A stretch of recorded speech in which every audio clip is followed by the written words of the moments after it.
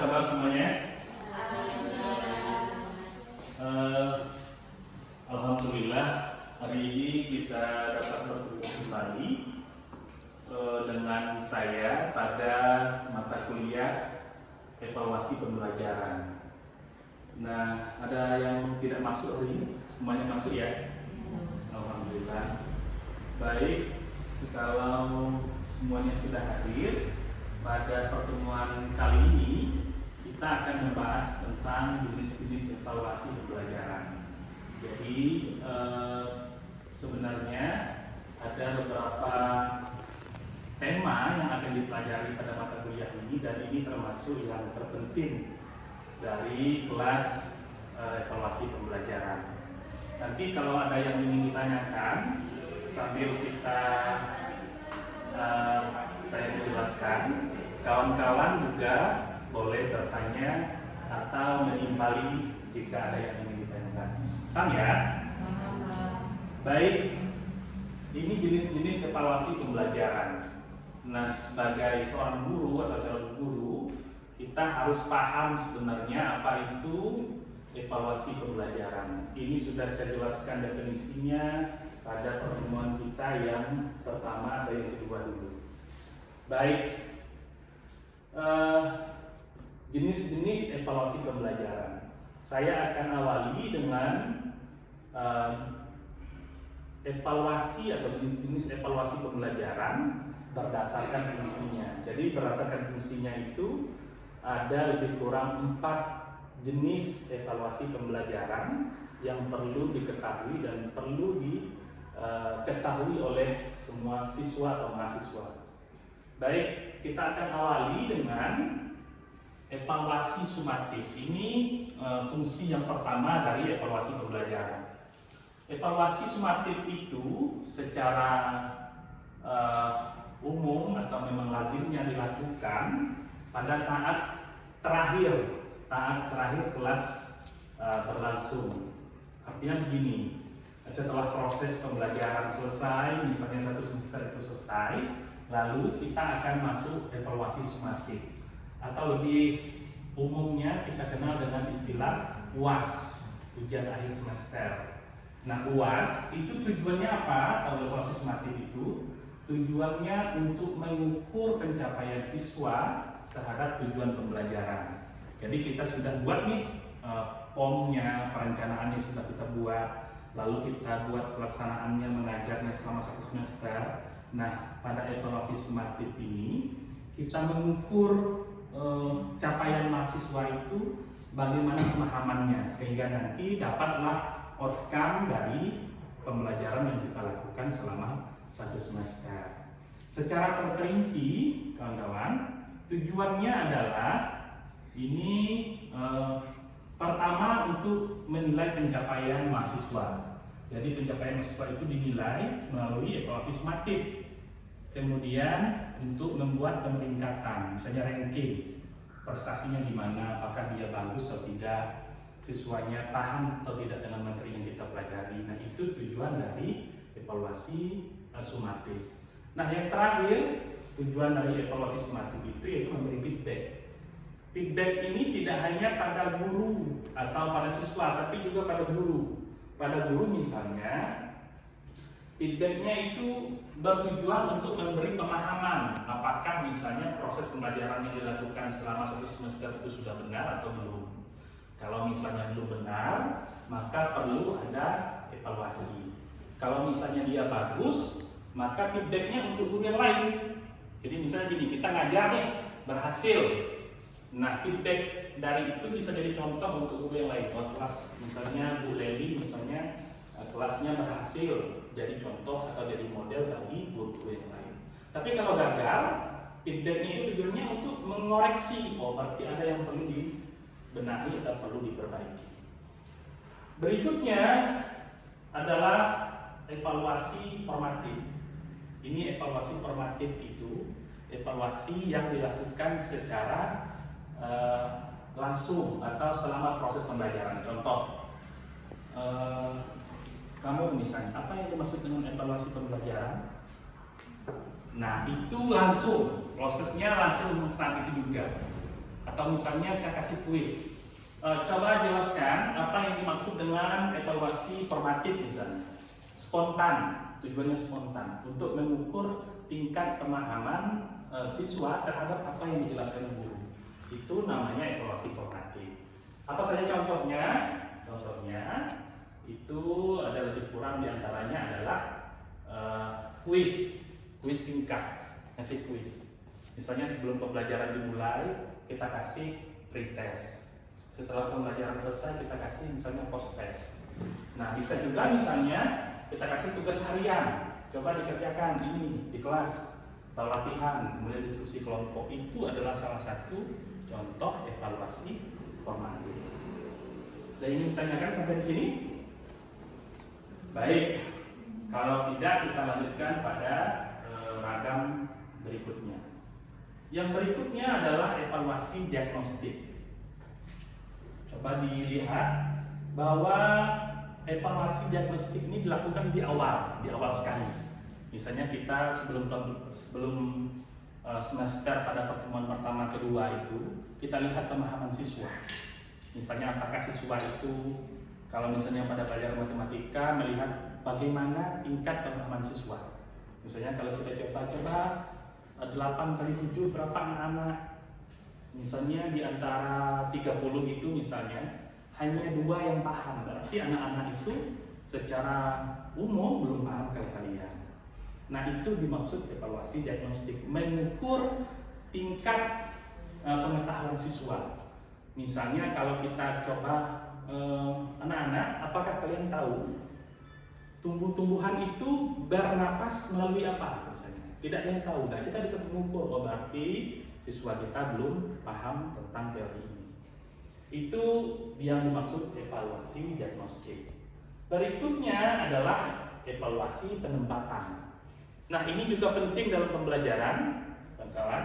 Evaluasi penempatan ini adalah jenis evaluasi yang digunakan untuk menentukan siswa itu masuk ke program mana. Pernah tidak dulu waktu SMA misalnya kita dilakukan tes IQ, kan? Misalnya itu untuk mencoba mengidentifikasi dia masuk program mana, masuk IPA, masuk IPS, bahasa atau agama misalnya. Diukur evaluasi penempatan. Nah pertanyaan berikutnya adalah apakah dari 4 evaluasi ini mereka berdiri sendiri-sendiri? Tidak. Jawabannya tentu adalah tidak. Evaluasi ini saling menguatkan. Contoh evaluasi diagnostik tadi kita mengukur tingkat pemahaman siswa.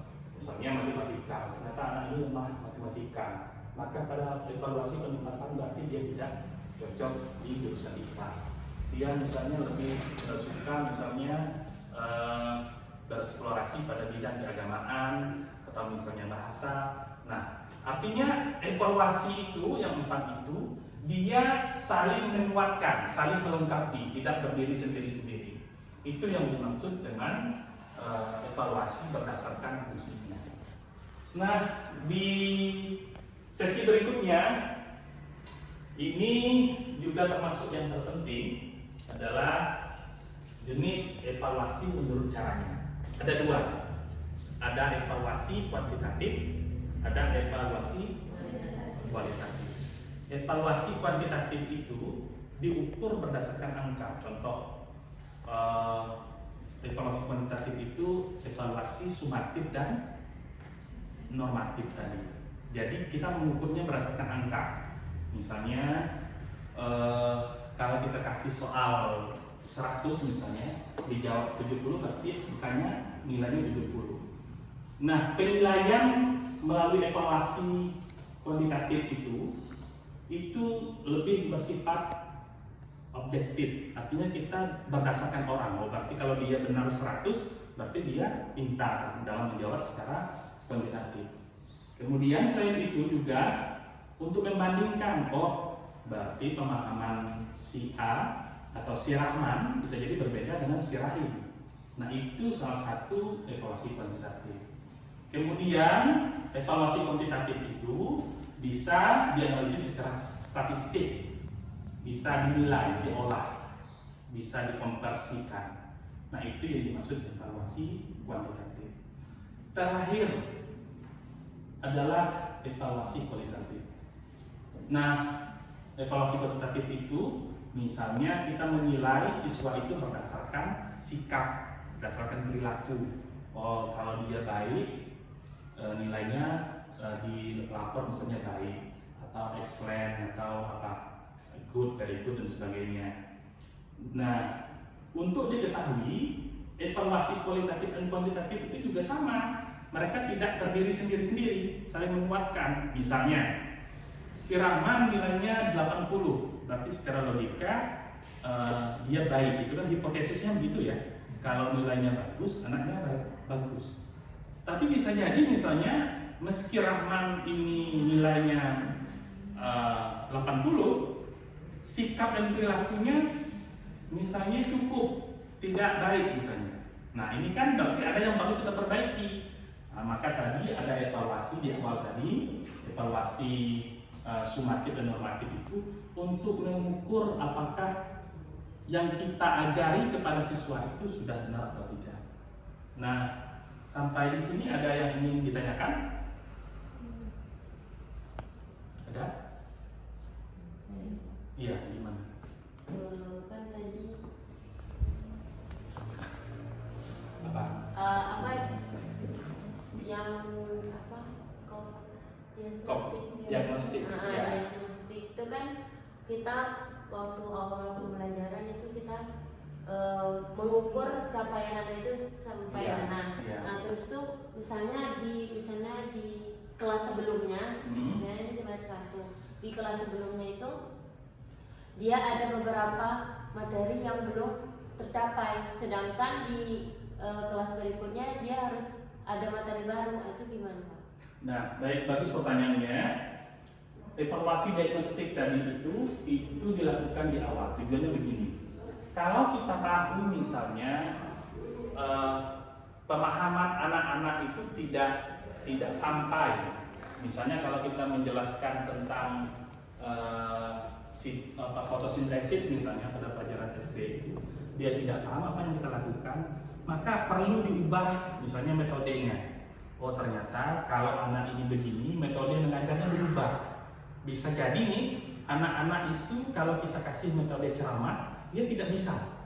Berarti gimana kalau misalnya kita kasih metode yang terjun langsung ke lapangan, melihat langsung, atau apa istilahnya orang sekarang sebut itu, yang pada kurikulum Merdeka Belajar itu pembelajaran langsung, lapangan. Nah, mungkin itu lebih efektif. Maka saya bilang dari awal, diagnostik itu kita mengukur tingkat pemahaman siswa untuk membuat pembelajaran pada periode berikutnya itu lebih mudah diketahui atau dikuasai oleh siswa. Kalau misalnya pendekatan ini tidak baik, berarti kita kasih pendekatan apa lagi. Maka istilah dokter itu diagnosa. Berarti kalau kita diagnosa nih, kalau dia sakit paru misalnya, kita kasih misalnya pil A, ternyata tidak membaik, kita kasih pil B, tidak baik juga, kasih pil C, hingga ketemu nanti formula yang tepat untuk mengatasi penyakit tadi. Nah, itu yang dimaksud diagnostik. Kita mendiagnosa nih apa yang tepat diberikan kepada siswa agar hasil belajarnya itu sesuai dan tercapai. Demikian pertemuan kita hari ini. Ada yang ingin tanyakan lagi? Kalau tidak ada, maka tugas bagi kalian, tugas individu, minggu depan buat salah satu contoh bagaimana melakukan diagnosa terhadap anak untuk memulai pembelajaran. Nanti kalau ada yang ingin ditanyakan, boleh nanti melalui grup WA. Misalnya bingung, nanti akan saya bagikan juga format bagaimana membuat diagnosa atau membuat evaluasi diagnostik. Demikian kelas kita hari ini. Saya tutup dengan Allahumma Assalamualaikum warahmatullahi wabarakatuh. Waalaikumsalam warahmatullahi wabarakatuh.